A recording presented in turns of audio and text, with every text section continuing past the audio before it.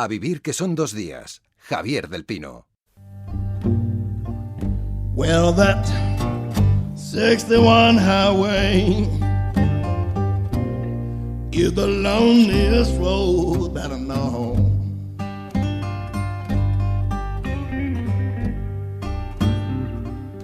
Well, that 61 highway is the loneliest road that I know.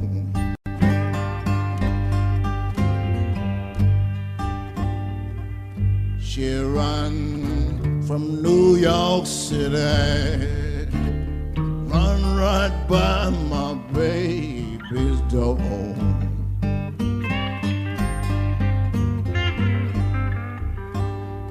¿Te acuerdas, Ramón, al principio de todo esto? Al principio de todo esto, esa frase podría ser el título de un libro, cuando hubo un llamamiento a poner en pausa las guerras. Sí, de Naciones Unidas, del secretario general, Guterres. Claro, la información relacionada con la pandemia relega a un segundo plano cualquier noticia internacional que ya de por sí caía en el olvido antes, ¿no?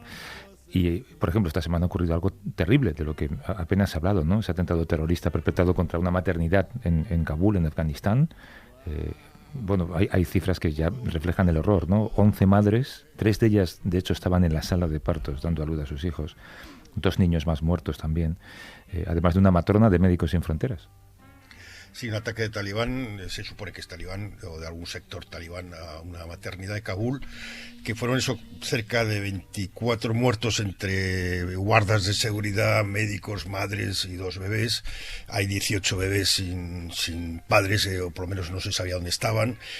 No es muy normal atacar una maternidad, pero sí es bastante normal atacar hospitales. Desgraciadamente, en las últimas guerras, en Yemen, en Afganistán y en Siria, por ejemplo, en el 2007, que son los últimos datos así claros que hay, hubo 700 ataques contra hospitales, que es un sitio civil.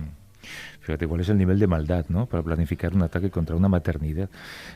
Si hiciéramos un mapa de conflictos, Siria, Yemen, Afganistán, Palestina, habría que incluir en ese mapa, ¿no? Son conflictos que sí, además necesitan cooperación internacional más que nunca, porque no solamente quedan olvidados a causa de la crisis sanitaria mundial, es que no tienen recursos para nada. No, las 2 guerras principales que hay ahora mismo son Yemen y sin duda Siria, que no ha terminado. En Palestina y aparte de Gaza, que es una cárcel gigantesca de la que hemos hablado hace poco, hay un proceso político claro en Israel destinado a hacerse con la totalidad o con el 80% de Cisjordania. Lo que importa son la tierra, no las personas. Y hay otros muchos sitios de comunidades que han sido diezmadas, como los Rohingya en Birmania, de las que no se habla apenas porque, claro, hay demasiados países, demasiados temas. Sí, vamos a fijarnos solamente en uno de ellos, el que mencionábamos al principio, en Afganistán. Saludamos a Amador Guayar, que es periodista y fotógrafo, ha cubierto conflictos como los de Irak o Gaza y conoce muy bien Kabul porque vivió allí 10 años. Amador, ¿cómo estás? Buenos días. Buenos días, muchas gracias por invitarme al programa. Tú conocías muy bien aquella maternidad, ¿no? La has visitado en varias ocasiones. Sí, la conocía bien, conocía esa maternidad, he hecho varios reportajes, he estado allí varias veces visitando sus instalaciones y conocía esa maternidad, que era un sitio, y es, porque volverá a funcionar, un sitio muy, muy especial. Claro, para ti esto es una atrocidad, para ti en particular, ¿no? ¿Qué significa que ataquen una maternidad? Bueno, pues los niveles de violencia en Afganistán siempre son muy altos. Pero este crimen de guerra, porque no se puede describir de otra manera, es el fin de la razón, de la humanidad, es la locura absoluta y en su forma más inconcebible, pero real. Es un crimen que nos ha dejado a todos espeluznados, nos ha dejado a todos con una sensación horrible y de que este conflicto, que pensábamos que iba un poquito mejor o que se encaminaba hacia la paz, pues ha dado la vuelta y vuelve a tener unos niveles de violencia muy, muy graves. Claro, hay una simbología, lógicamente, en escoger ese objetivo, ¿no? Una maternidad es un foco de vida, y atacar ese foco de vida significa negar al pueblo la capacidad de emprender una nueva vida, ¿no? En medio del caos. Y el otro problema, Amador, y tú lo sabes mejor que nadie, es la impunidad. No va a haber justicia con esto. Yo no sé si la comunidad internacional podría impulsarla de alguna manera. Ese es el gran problema, y te diré más. Normalmente crímenes de guerra como este suceden en lugares muy aislados, donde hay muy difícil acceso, donde es difícil investigar. Este crimen de guerra, este ataque contra como tú dices, una fuente de vida en un barrio superpoblado donde es muy, muy necesaria, ha sucedido en vivo y en directo. A través de las redes sociales hemos podido ver al minuto, hemos tenido detalles, hemos tenido fotos mientras el ataque estaba sucediendo. Es decir, que no podemos decir que esto ha sucedido en una región remota y que es difícil. No, esto ha sucedido delante de todo el mundo y la comunidad internacional ha pasado de puntillas sobre el asunto, cosa que para los afganos y para los que llevamos a Afganistán en el corazón es otra prueba de que el conflicto sigue olvidado al 100%. Sí, hay un marco que es que en febrero hubo una especie de pacto entre Estados Unidos y los talibanes, con un proceso de retirada y de paz y de conversaciones entre los talibanes y el gobierno de Kabul, que es el gobierno que apoya a Estados Unidos y la comunidad internacional. Lo que quiere en realidad Estados Unidos es salir corriendo de ahí, que es su guerra más antigua y que no sabe qué hacer. Pero el gobierno de Kabul no tiene fuerza para sostenerse. Siempre me dijo una vez un amigo, creo que fue Bruce Rovira, no me acuerdo quién, dijo que mientras que vuele un B-52 en Afganistán hay un empate, pero en el momento que se retiren ese B-52 ganarán los talibán. Y te diré más aún, ahora mismo en la sociedad afgana hay un gran debate, porque hasta ahora se veía a los Estados Unidos, sobre todo la parte que apoya al gobierno, como un aliado, pero es que ahora no los están viendo así, porque el representante Khalilzad, que es el enviado especial de Trump para pactar la paz y que ha estado en Doha con los talibanes, este hombre está diciendo ahora que el ataque ha sido perpetrado por ISIS y que los talibanes no tienen nada que ver con ello. Está de alguna forma blanqueándolos para continuar con la retirada de Estados Unidos. Y eso está enfureciendo a muchísimos afganos, incluso miembros del Parlamento, como una de las pocas diputadas que hay, Mariam Soleme Kahail, que es una representante del pueblo Kuchi, que es una de las minorías, están diciendo alto y claro: el liderazgo de ISIS en Afganistán está formado por talibanes. Por lo tanto, la gente que ha cometido este crimen de guerra es la misma gente que está entrenando y equipando a los talibanes, el mismo proxy. Ellos se refieren a Pakistán, para dejarlo claro. Eso no está claro porque todavía no hay pruebas, pero este debate está encendiendo las redes en Afganistán y está haciendo que mucha gente que pensaba que Estados Unidos era un aliado, ya no. Y eso significa más desprotección, tanto para la coalición como para sus tropas, como para las ONGs, como para el resto de organizaciones que trabajan allí. Es decir, que este ataque no solo ha vuelto a poner la guerra al 100%, porque ya el presidente Ashraf Ghani ha dicho que nada de defensa activa, ya ofensiva total, sino que está causando muchos problemas con los aliados.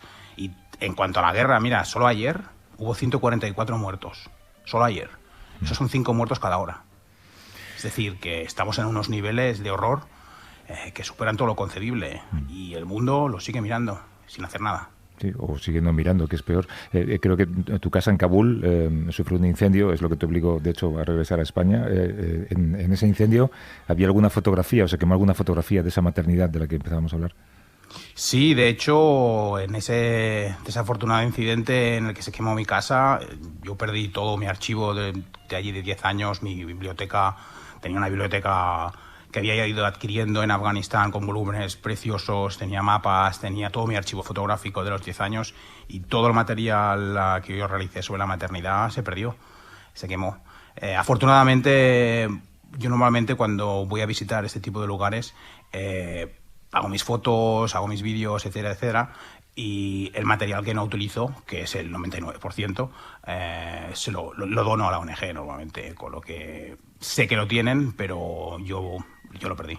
En algún lugar. Amador Guallar, que es periodista freelance, autor del libro sobre el conflicto afgano En la tierra de Caín, publicado por Península. Gracias por la conversación, Amador, y suerte con todo. Muchas gracias a vosotros. Hasta luego. Un abrazo.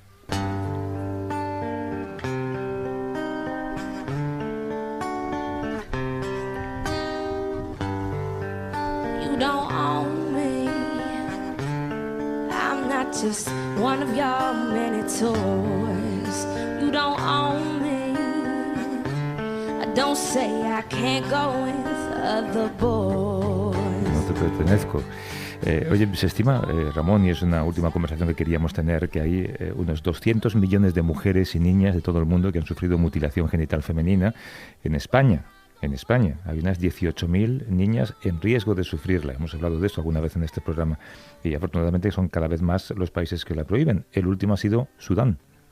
Sí, Sudán ha aprobado una prohibición de la ablación, pero el problema es que, como sucede en Afganistán, la tradición por lo general está por encima de las leyes. La ley es un paso muy importante porque visibiliza una posición política, pero es necesario después trabajar en las comunidades para educarlas. Según la OMS, ahora mismo hay unos 3 millones de niñas que corren el riesgo de ser sometidas a una mutilación femenina, son menores de 15 años. No solo es ablación, también es infibulación y el cortado de los labios. Hay 3 agresiones.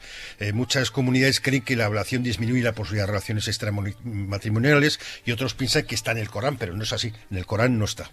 Sí, además, y mucha gente piensa que esto solamente ocurre en África, pero donde más se practica también es en países del sudeste asiático, incluso en tribus ecuatorianas. Sí, en Indonesia, por ejemplo, es un sitio bastante activo. En África, sobre todo, es muy activo en el centro de África y en la parte oriental, Sudán, Eritrea, Somalia, Etiopía, son los países más afectados. No se sabe dónde viene, hay gente que sostiene que viene de la época de los faraones, pero son muchos los imanes que creen que está en el Islam. Y ya digo que no está en el Islam, pero para combatir esto es necesario conseguir que las comunidades locales, sobre todo de mujeres, ayudarles para que puedan combatir esto. Fátima Yarra sabe muy bien de qué estamos hablando porque sufrió la ablación cuando tenía 4 años en su país natal, que es Guinea-Bissau. Es mediadora social y activista contra la mutilación genital femenina y colabora con Médicos del Mundo. ¿Cómo estás, Fátima? Buenos días. Buenos días, ¿qué tal?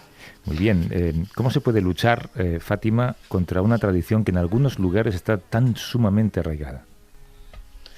¿Cómo se puede luchar sobre esa tradición? Es trabajar con la propia comunidad, trabajar con padres y madres y líderes y representantes de la comunidad, autoridades, hacer alianza con autoridades no gubernamentales para poder erradicar esta práctica, porque es importante, como dices, la ley es fundamental para visibilizar esta práctica, pero más importante es trabajar con la propia comunidad para sensibilizar, concienciar la propia comunidad sobre esta práctica. Porque no es fácil en una comunidad que está tan arraigada esta práctica para luchar contra esto. Pero para eso tenemos que abarcar toda la sociedad, desde los padres, las madres, los líderes, los representantes de la propia comunidad religiosa o de lugares de culto para poder erradicarlo. Si no, no podemos hacer nada sin hacer ese trabajo con la propia comunidad, claro, propia sociedad. No se trata de una prohibición, se trata de educación, que es lo que está en la base. De hecho, por este programa pasó una mujer recientemente que contaba cómo su madre le llevó de regreso a su país un verano para conocer a los familiares y en realidad el viaje estaba planificado para lo que estaba planificado y ella se lo encontró allí, ¿no? Esto que decía Ramón, detrás de esta práctica, hay que dejarlo claro, no hay solo motivos religiosos, ¿no? No, es motivo cultural, tradicional y costumbre de diferente etnia o pueblos. Esta práctica, como bien dice Ramón, no se sabe dónde empezó, dónde comenzó, porque es una práctica desconocida. Hay gente que dice empezó desde época faraónica, hay gente que dice que entrar al islamismo en algunas partes de África había etnias que practicaban este fenómeno, pero no hay nada concreto. No hay nada concreto de la práctica, no hay inicio, no hay quien lo ha empezado, pero ya están haciendo. Entonces, el costumbre y la tradición que la gente sustenta. No hay ningún tipo de versículo que dice que hay que mutilar las mujeres, versículo coránica, ni en el libro sagrado, porque no es solo la etnia que pertenece a la religión musulmana que lo practica. Hay también católicos, hay protestantes, hay judíos que lo practican en algunas partes de África. Se tiene en cuenta que en este momento o en los países solamente se practica a través de la cultura y la tradición. Fátima, tú llevas toda la vida luchando contra esto. ¿Notas que hay avances? ¿El avance es muy lento? ¿Cuándo crees que podemos decir que estamos ganando esta batalla? A veces notamos que hay descenso general en la prevalencia de la mutilación genital femenina, pero a veces también notamos que hay aumento del número de niñas que han sometido a la mutilación genital femenina. Está creciendo porque mientras está creciendo la población, está creciendo la práctica, aumento de la mutilación. Como es una práctica tabú, escondida secretamente, que la gente no sabe cuándo y a qué hora que se lo van a hacer a las niñas, entonces la práctica a veces tiende a aumentar. Hay momentos que nosotros, las activistas que estamos trabajando, pensamos que va bajando por el trabajo que estamos haciendo de difundir la información para que aumente la concienciación y cambiar la norma social. No, a veces no tenemos ¿cómo puede decir? No tenemos mucha información en las casas, en los hogares de la gente, cómo están haciendo esta práctica. Yo lo decía antes, Fátima, tú sufriste la ablación a los 4 años a manos de tu abuela. Te voy a hacer una pregunta que es un poco una pregunta doble, y es si guardas rencor a tu familia por esto, y si tu familia te trata a ti con rencor por haberte convertido en una activista contra la mutilación genital. Voy a empezar por mi familia. Al principio no entendían por qué que yo, como una mujer africana, una mujer que pertenece como pertenece a la etnia que practica la mutilación genital femenina, y por qué voy a salir a hablar de una práctica que está arraigada, que es nuestra costumbre y la cultura nuestra, ¿no? No entendía la propia familia, no entendía por qué que yo he levantado para erradicar la mutilación genital femenina. Entonces, y después con el tiempo, ya llevo muchos años, más de 12 años trabajando, ya algunas partes de la familia aceptaron mi postura, aceptaron mi trabajo, aceptaron lo que estoy haciendo. Hay otra parte que no aceptaron todavía, parte conservador, no aceptaron todavía. Pero yo creo que al final van a terminar por aceptar, porque no voy a descansar, no voy a dejar de luchar, de trabajar para erradicar esta práctica. ¿Y tú guardas rencor a tu abuela? Yo rencor mi abuela no lo guardo, porque si yo guardo rencor mi abuela va a guardar rencor a su abuela. Yeah. Mi madre va a guardar rencor a su madre. Entonces no puedo guardar rencor. Lo que tengo solamente de enseñar a mi abuela, enseñar mi familia de que esta práctica que está arraigada en nuestra familia no puede ser, porque es perjudicial para la salud de las propias niñas y las mujeres de nuestra familia. Entonces esa es mi lucha de día a día con la propia familia. Entonces no puedo guardar rencor a ninguna de mi familia. Enseñarles para erradicarlo. Claro. Este problema está también en las personas migrantes, las personas que están aquí en España. Sí. Ahí nosotros desde Médicos del Mundo de España estamos en nueva comunidad autonómica que trabajamos para la prevención de la mutilación genital femenina. Trabajamos a través de asociaciones africanas en sensibilización, formación y formar a gente de cambio, a gente de salud, para poder hacer campañas de sensibilización y formación a la propia comunidad. Entonces, aquí en España no hay concretamente datos de que se hacen aquí la mutilación genital femenina, no hay datos, no tenemos constancia todavía, pero hacemos campañas de sensibilización, formación a la propia comunidad. Esa formación, esa campaña que hacemos tiene efecto multiplicador entre la propia población africana residente en España. Claro, claro. Tiene efecto multiplicador porque las propias mujeres, los propios hombres ayudan a sensibilizar a otra gente de su propia comunidad. Fátima Yarra, que es activista y mediadora de Médicos Sin Fronteras, Médicos del Mundo. Médicos del Mundo, sí. En Navarra estás, creo, ¿no? Sí, yo estoy en Navarra, sí. Un beso fuerte, Fátima, suerte con tu actividad en el futuro. Muchas gracias. Muchas gracias. Pues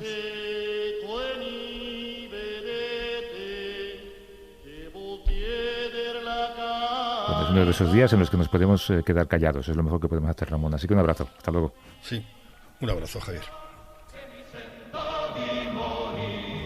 Seja o mollo da partigiano. Oh bella ciao, bella ciao, bella ciao, ciao, ciao. Seja o mollo da partigiano, tu mi devi seppellir. Seppellir, seppellir, sei montagna. Oh bella ciao, bella ciao, bella ciao, ciao, ciao. Seppellir la sei montagna, sotto l'ombra di un bel fior. E le genti bella ciao, bella ciao, bella ciao, ciao, ciao. E le genti che passeranno mi diranno che è il bel fior. Questo è il fiore, questo è il fiore, partigiano, partigiano, bella ciao, bella ciao, bella ciao, ciao, ciao. Questo è il fiore del partigiano, morto per la libertà, morto per la libertà, morto per